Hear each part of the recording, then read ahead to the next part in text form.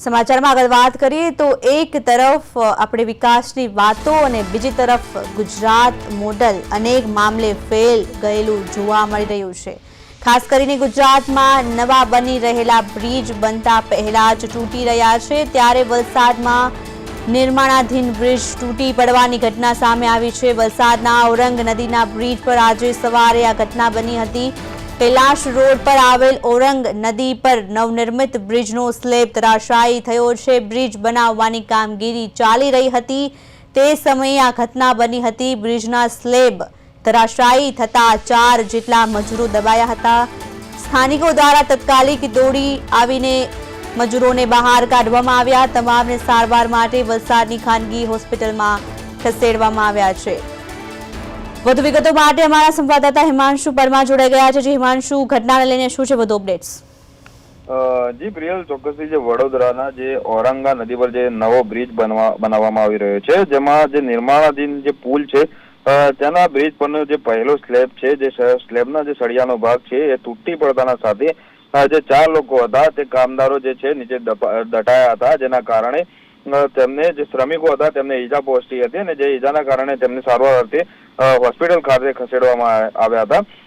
આ બ્રિજ જે એનો મલબો હતો જેમાં કામદારો જે ફસાયા છે અને અન્ય જે કામદારો જે ફસાયેલા છે તેમની શોધખોળ ચાલુ છે અને પોલીસ અને ફાયર વિભાગની જે ટીમો છે ત્યાં ઘટના સ્થળે પહોંચીને જે વધુ કામગીરી છે તે શરૂ કરી છે અને સમગ્ર મામલે હાલમાં જે બ્રિજ છે, બ્રિજનો મલબો જે છે તે હટાવીને જે વધુ કામગીરી છે તે કરવામાં આવી રહી છે। જી પ્રિયલ।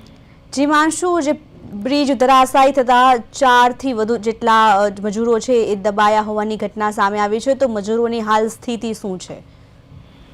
જી પ્રિયલ, અત્યારે હાલમાં તો જે મળતી માહિતી મુજબ જે 2 પિલર વચ્ચેનો જે ટેકો ખસી જવાના કારણે જે 4 મજૂરો છે તે નીચે દટાયા હોવાની જે પ્રાથમિક માહિતી મળી હતી, જેના કારણે જે પગલે જે ફાયરની જે ટીમો છે, પોલીસની જે ટીમો છે તે ઘટના સ્થળે પહોંચીને જે રેસ્ક્યુ કરવામાં આવ્યા અને જેમની સારવાર માટે જે છે તે હોસ્પિટલ ખાતે ખસેડવામાં આવે છે અને હાલમાં તેમની સારવાર જે છે તે ચાલી રહી છે અને સત્તાવાર રીતે માહિતી મળ્યા બાદ જાણવા મળશે કે જે મજૂરો, જે કામદારો જે કામ કરી રહ્યા હતા તેમની સ્થિતિ કેવી છે। જી હિમાંશુ, આ બ્રિજ છે એ કેટલા સમયથી બની રહ્યો છે અને એનું કામ અત્યારે કાર્ય ક્યાં સુધી પહોંચ્યું છે?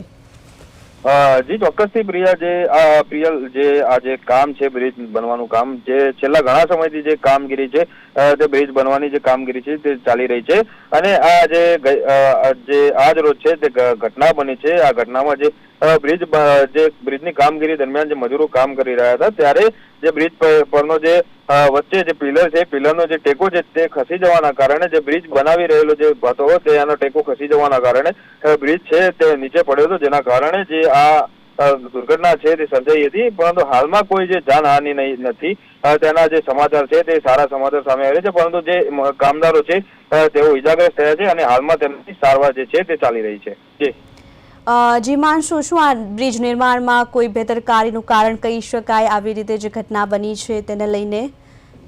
જી ચોક્કસથી જે પોલીસ તપાસ અને ફાયરની તપાસ બાદ જે સામે આવશે ત્યારબાદ જ ખબર પડશે, જાણ થશે કે આ જે સમગ્ર જે દુર્ઘટના ઘટી છે તેમાં કયા કારણોસર જે બ્રિજનો પિલર ખસી ગયો હતો અને જેના લીધે જે દુર્ઘટના સર્જાઈ છે તે તપાસ બાદ જ જે છે તેનું સાચું કારણ જે છે તે સામે આવશે। જી હિમાંશુ, માહિતી બદલ આભાર। વલસાડમાં ઔરંગ નદી પરનો બ્રિજ સ્લેબ ધરાશાયી થયો હતો। ઔરંગ નદી પરનો આ નવનિર્મિત બ્રિજનો સ્લેબ ધરાશાયી થતા બ્રિજનો સ્લેબ ધરાશાયી થયો, જેમાં 5 જેટલા મજૂરો દબાયા હતા અને બ્રિજ બનાવવાની કામગીરી દરમિયાન આ ઘટના સર્જી હતી। તમામને મજૂરો છે હાલ સારવાર માટે ખસેડવામાં આવ્યા છે। ઔરંગ નદી પરનો આ બ્રિજ સ્લેબ ધરાશાયી થયો હતો, જેમાં 5 જેટલા મજૂરો ઇજાગ્રસ્ત થયા હતા। નવનિર્મિત બ્રિજનો સ્લેબ ધરાશાયી થયો હતો અને સ્લેબ ધરાશાયી થતા 5 જેટલા મજૂરો દબાયા હતા। વલસાડની આ ઘટના છે, નવનિર્મિત બ્રિજનો સ્લેબ ધરાશાયી થયો હતો।